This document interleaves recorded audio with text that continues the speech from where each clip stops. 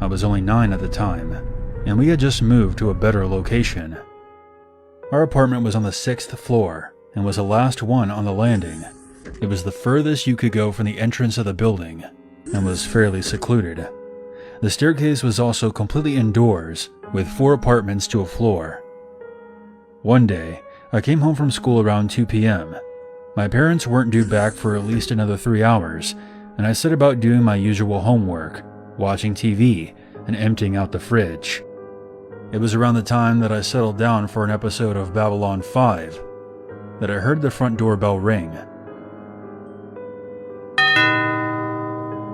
This was very odd, as my parents both had their keys, and no one else usually visited around this time of day. I went over to the front door and asked, "Who is it?" I heard a man answer back, "Hello there, I am from the electrical company. We are doing a routine check on the electrical meters. May I come in and inspect yours? It will only take a minute." I looked through the peephole and saw a young man, probably nearing his 30s, very clean, neatly dressed, with his hair combed to the side.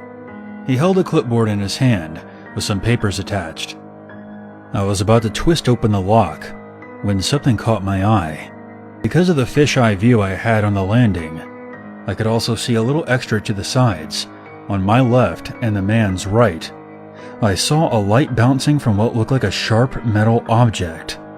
It took me a second, but I clearly saw what it was. It was the cutting edge of an axe. Someone was standing right next to the door, attempting to hide from view, holding an axe in their hands.